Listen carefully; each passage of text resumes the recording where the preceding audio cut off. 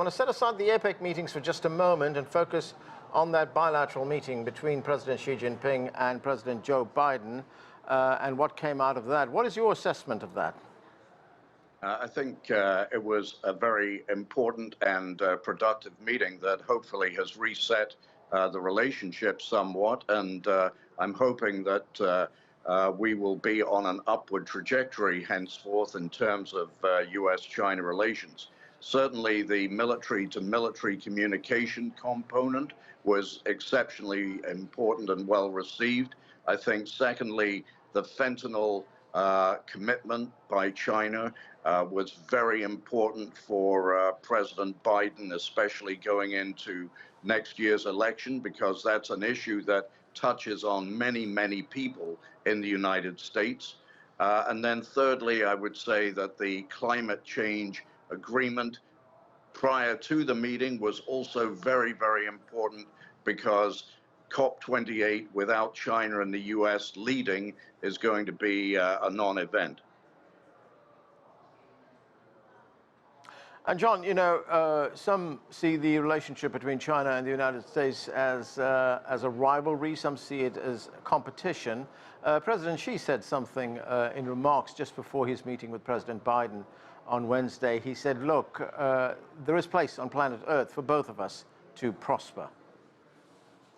I think that's an excellent point, and I'm sure everybody will be encouraged by the commitment to coexistence, and global peace and prosperity can only be enhanced if the relationship is strong. It doesn't have to be that we see eye to eye on everything, but we have to be able to communicate regularly and agree on what we disagree about.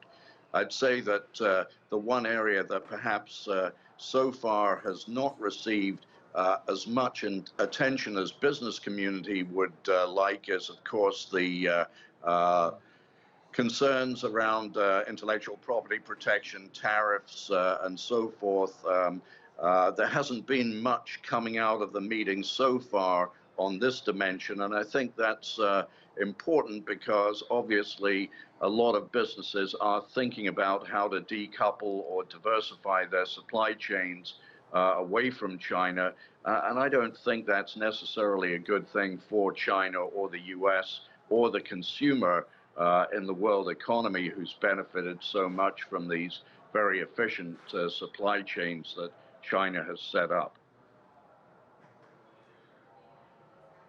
Right, John, and before that meeting with President Biden, in those remarks that President Xi made, I mean, he was very expansive in the language that he used. He said, look, this particular meeting with President Joe Biden is not just important for China and the United States, it's important for the two peoples as well, it's important for the world, and it's important for history. Are we seeing something of a turning point here, a pivotal moment? Well, that's my hope, that's my view. I think the relationship probably hit its lowest point in the last several decades at the time of the former Speaker of the House of Representatives' perhaps ill-advised visit to Taiwan. After that, things had hit rock bottom. There was the reputed incident where the U.S. Secretary of Defense could not reach his Chinese counterpart on the phone. But in the last 6 months, of course, the U.S., with the visits of Janet Yellen and former Senator Kerry, Secretary Raimondo, and others, have attempted to restore communications flows, and I'm delighted to see those efforts being consummated with this event in San Francisco. Okay, John, thanks. That's John Quelch there joining us from Miami.